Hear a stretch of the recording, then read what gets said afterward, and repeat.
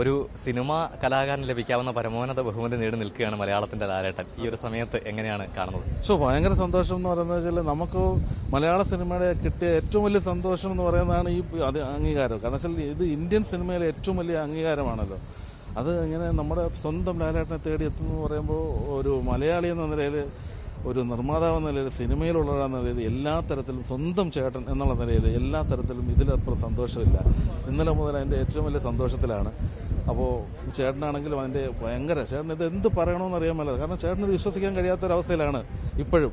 കാരണം ഇതിനപ്പുറത്തൊരു അംഗീകാരമില്ലല്ലോ. ഇത് പരമോന്നത അംഗീകാരമാണ്. നമുക്ക് ഇങ്ങനെ കിട്ടുമെന്ന് ഇനി പ്രതീക്ഷിക്കാൻ പോലും ആളുകളില്ലാത്ത, അല്ലെങ്കിൽ കിട്ടിയേക്കാം എങ്കിലും നമുക്കിപ്പോൾ പ്രതീക്ഷിക്കാൻ പറ്റാത്തൊരു സിറ്റുവേഷനിൽ ഇത് മോഹൻലാൽ എന്ന് പറയുന്ന നടനെ തേടിയെത്തുമ്പോൾ മലയാളികളുടെ ഈ വർഷത്തെ ഏറ്റവും വലിയ നമുക്ക് കിട്ടിയ ഒരു അംഗീകാരമാണ്, അല്ലെ മലയാള സിനിമയ്ക്ക് കിട്ടിയ ഒരു അംഗീകാരമാണ്. ചേട്ടൻ പറഞ്ഞ പോലെ ഇത് ഇനിയും ചേട്ടന് അഭിനയിക്കുമ്പോൾ ഒരു അംഗീകാരങ്ങളില്ലെങ്കിലും ഇതിനപ്പുറത്ത് വലിയൊരു നടനായി ഇവിടെ ഉണ്ടാകും എന്നുള്ളത് നമുക്കറിയാം. അതിൻ്റെ കൂടെ ഞങ്ങളും ഉണ്ടാവും. സാധാരണഗതിയിൽ നമ്മൾ കണ്ടിട്ടുള്ളത് ബഹുഭൂരിഭാഗം ആളുകൾക്കും ഈ അവാർഡ് കിട്ടിയിരിക്കുന്നത് അവരുടെ പ്രൊഫഷണൽ റിട്ടയർമെന്റിന്റെ കാലത്താണ്. പക്ഷെ മോഹൻലാലിനെ സംബന്ധിച്ച് അദ്ദേഹത്തിന്റെ പീക്ക് ടൈമാണ്, ഏറ്റവും ഗംഭീര വിജയങ്ങളുടെ സമയം. അത് വല്ലാത്തൊരു മധുരമാണല്ലോ. അയ്യോ, അത് ശരിക്കും അതാണ് ഇതിനകത്ത് ഏറ്റവും വലിയ സംഭവം. വെച്ചാൽ എല്ലാവരും നമ്മൾ വർഷങ്ങൾക്ക് ശേഷം കിട്ടാം, പക്ഷേ ഇത് മോഹൻലാൽ എന്ന് പറയുന്ന ആളുടെ ഏറ്റവും പീക്കിൽ നിൽക്കുന്ന വർഷമാണിത്.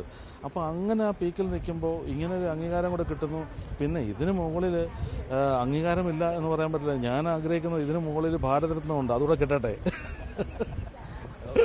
നിങ്ങൾ തമ്മിൽ എത്രയോ കാലത്തെ പരിചയം ഉണ്ടാകും. അപ്പോൾ സ്വാഭാവികമായിട്ട് അത്രയും അടുത്ത് നിൽക്കുന്ന മനുഷ്യർക്ക് ഇത് വല്ലാത്തൊരു സന്തോഷമായിരിക്കും സാധാരണ പ്രേക്ഷകരെക്കാൾ.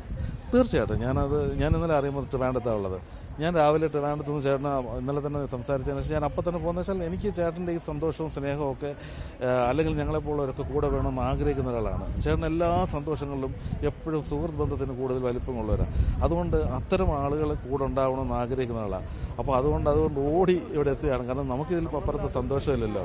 ഇതാണ് ജീവിതത്തിലെ ഏറ്റവും വലിയ സന്തോഷം. എനിക്ക് സിനിമയിൽ ഇതുവരെ കിട്ടിയ എൻ്റെ തുടരുമെന്ന് പറയുന്ന സിനിമ ഹിറ്റായതിനേക്കാൾ സന്തോഷം ചേട്ടൻ്റെ ഈ അംഗീകാരമാണ്. നമ്മൾ നേരത്തെ മാധ്യമപ്രവർത്തകർ ചോദിച്ച അദ്ദേഹത്തോട് എത്ര പീക്കിൽ നിൽക്കുമ്പോഴും ഡൗൺ ടു എർത്തായി നിൽക്കുന്ന ഒരു മോഹൻലാലിനെ മാത്രമേ മലയാളികൾക്ക് കണ്ട് ശീലമുള്ളൂ. അസൂയ തോന്നിയിട്ടുണ്ടോ? ഞങ്ങൾക്കൊക്കെ തോന്നിയിട്ടുണ്ട്. അത് കൂടുതൽ അടുത്തറിയുമ്പോഴേ ഉള്ളൂ. ചേട്ടൻ്റെ സ്വഭാവം അങ്ങനെ തന്നെയാണ്.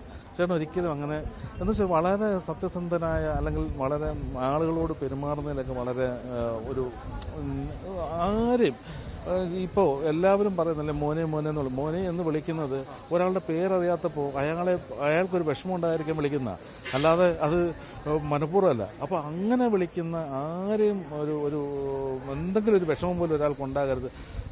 ഒരു സ്വന്തമായി ഒരു പെട്ടി പോലും ഒരാളെ കൊണ്ട് എടുപ്പിക്കാത്ത ഒരാളാണ്. കാരണം എന്ന് വെച്ചാൽ സ്വന്തം വേണം ആരെങ്കിലും എടുക്കുമല്ലോ, സ്വന്തം പെട്ടി പോലും കൈകൊണ്ട് ഒരാളെ എടുപ്പിക്കില്ല. അത്ര നോക്കുന്ന കരുതലുള്ള ഒരു മഹാനായ ഒരാളാണ്. അതാണ് മോഹൻലാൽ.